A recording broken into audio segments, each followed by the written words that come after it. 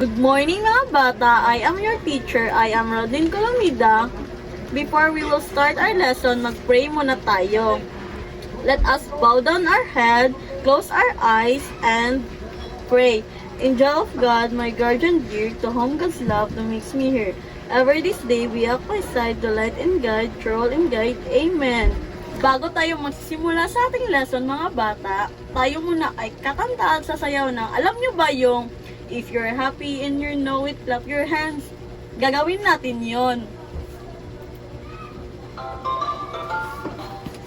If you're happy and you know it, clap your hands. If you're happy and you know it, clap your hands. If you're happy and you know it, then your face will surely show it. If you're happy and you know it, clap your hands. Today, I will state the name of the animals that live on the land and the water. Mauna muna tayo sa mga animals na nakatira sa land. So, this is the cat. Alam nyo kung nasaan nakatira yung cat? Yes, tama ka, sa land. And this one, alam nyo ba kung anong animal to? Ito ay dog. Animals that live on the land. So, sino nakakilala nito? Ito ay isang rooster. That animals that live on the land.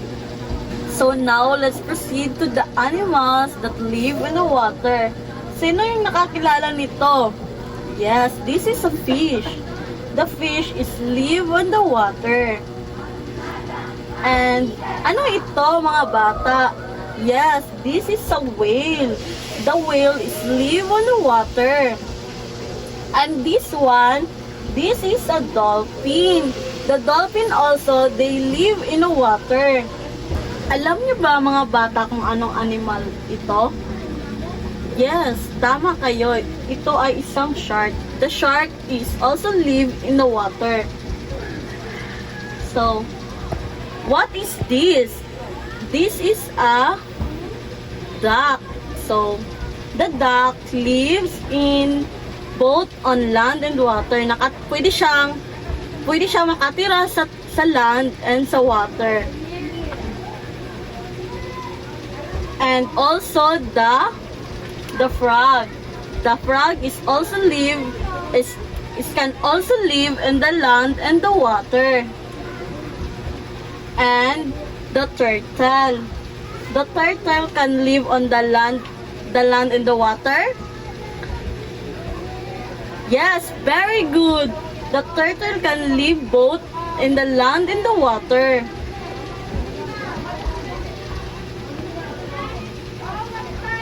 Sino ang makapagsasabi kung anong hayop ito?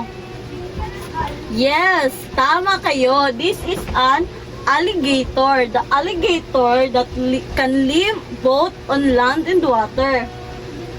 Alam niyo na ba mga bata kung anong yung mga animals o mga hayop na nakatira sa land and water, and also animals that can live both on land and water? So, today I will group you into three. This row is group 1, this row is group 2, this row is group 3. So today, the group 1 we will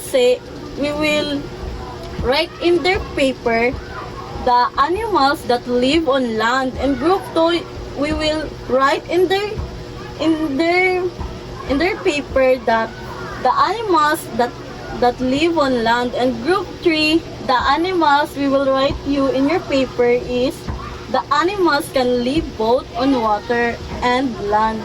At ngayon, tatawag ako ng mga 5 bata na sasagot nito kung alam nyo na talaga ba ang mga animals that can live on water, can live on land, and can live both land and water.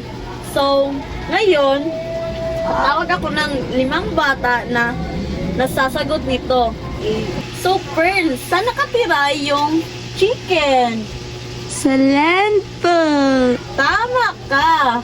Yung chicken nakatira sa land. And ikaw, Owen, Saan nakatira yung cow? Land. Yes. Yung cow nakatira sa land.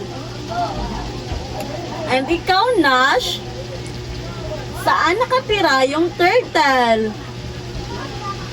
Yes, tama ka.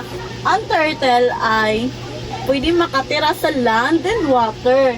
She can both live on land and water. So, ikaw, Angel, saan nakatira yung shark? Yes, the shark can live on the water.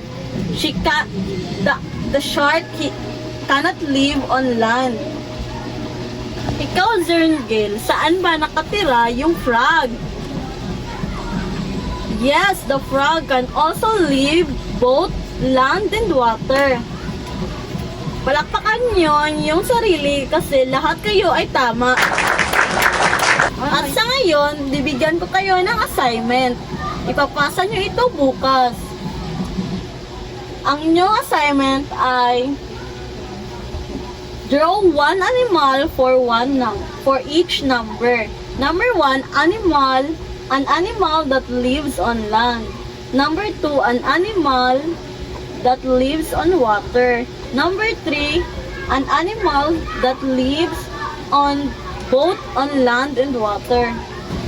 At ngayon, dito nagtatapos ang ating klase. See you tomorrow mga bata. Bye-bye!